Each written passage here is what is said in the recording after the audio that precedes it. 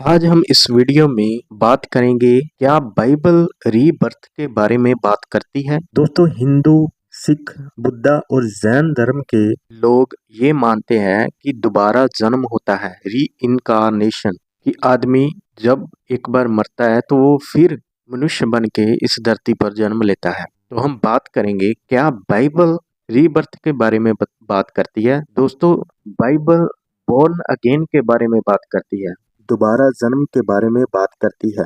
जब हम यूहन्ना उसका 3 और उसकी 3 से 5 पढ़ते हैं तो वहां पे लिखा है, यीशु ने उसको उत्तर दिया, मैं तुझसे सच सच कहता हूँ, यदि कोई नए सिरे से ना जन्मे तो परमेश्वर का राज्य नहीं देख सकता। निकोदेमुस ने उससे कहा, मनुष्य जब बूढ़ा हो गया तो कैसे जन्म ले सकता है? क्या वह अपनी माता के गर्भ में दूसरी बार प्रवेश करके जन्म ले सकता है? यहाँ पे यीशु मसीह दोबारा जन्म के बारे में बात कर रहे हैं और कह रहे हैं कि यदि कोई मनुष्य दोबारा ना जन्मे तो वह परमेश्वर के राज्य में यानी कि स्वर्ग राज में नहीं जा सकता। वो निकोदेमुस ने यीशु से सवाल किया, जब मनुष्य बूढ़ा हो जाता है क्या वह फिर दोबारा अपनी माता के गर्भ में जाएगा और जन्म लेगा?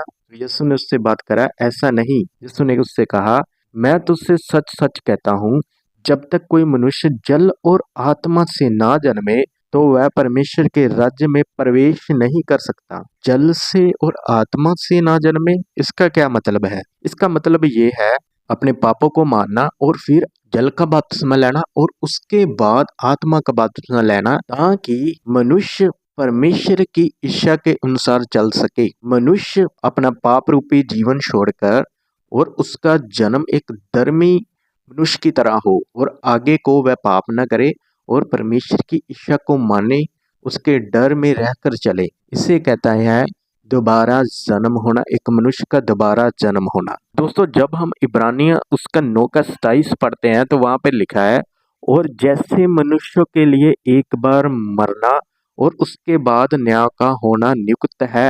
यहाँ पे साफ साफ लिखा है कि मनुष्य इस धरती पर एक ही जन्म लेता है, एक ही बार गर्भ में पड़ता है और उसके बाद वह मरता है और उसके बाद उसका न्याय होता है। न्याय किस चीज का होता है? न्याय होता है जो उसने धरती पर रहकर जैसे अपना जीवन व्यतीत किया और जो कुछ भी उसने किया, चाहे वह बुरे काम हो चाहे वो भलाई के काम हो, उससे अपने कामों का हिसाब परमेश्वर के आगे जाकर देना पड़ेगा और न्याय के दिन खड़ा होना पड़ेगा। दोस्तों, बहुत से गुनाह और पाप एक मनुष्य अपने जीवन में करता है। वह झूठ बोलता है, वह अपनी इच्छा के अनुसार चलता है, वह अपने माता पिता की मर्जी को नहीं मानता, वह परमेश्वर के विरुद्ध पाप करता है, वह व्यभिचार करता है, वह गाली निकालता है, वह नशे करता है।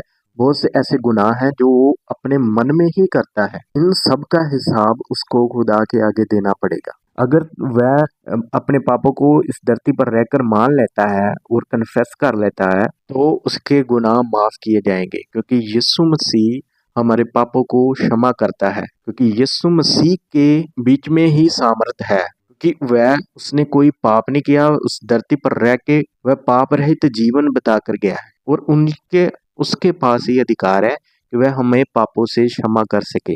इसीलिए हमें दोबारा जन्म लेना पड़ेगा। इसी शरीर में रहकर हमें अपने पापों को कबूल करना पड़ेगा और एक नई जिंदगी की शुरुआत करनी पड़ेगी। तो बाइबल बॉर्न अगेन के बारे में बात करती है। दोस्तों, पाप से दूर हो जाओ, पाप आपको नरक में ले जाएगा। वह गुनाह में जो आप करते हो वह आपको सीधा नरक में ले जाएगा। अभी हमारे पास मौका है।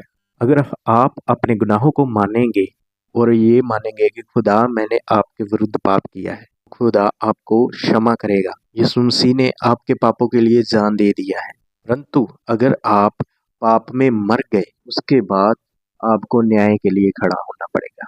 इसी इसी लाइफ में आपने अपने पापों को मानना है, गुनाहों को मानना है और यीशु आपके पापों को क्षमा करेगा। जो लहू उसने सूली पर बहाया है वह आपके पापों को धो देगा, तो परमेश्वर आपको क्षमा करेगा। और बाइबल साफ बताती है, अगर कोई गुनाहगार होगा तो वह नरक में डाला जाएगा। जिसके ऊपर लेले का लहू होगा वह स्वर्ग में डाला जाएगा। जिसने अपने गुनाहों को माना होगा और नई जिंदगी जिया होगा, वो परमेश्वर के पीछे चला होगा, धर्म के काम किए होंगे जिसने, वह स्वर्ग में होगा। तो दोस्तों, हो सकता है कि आपके जीवन में भी बहुत सारे गुनाह हो, आज ही कन्फेस करें। खुदा इस वीडियो के द्वारा आपको आशीष दे।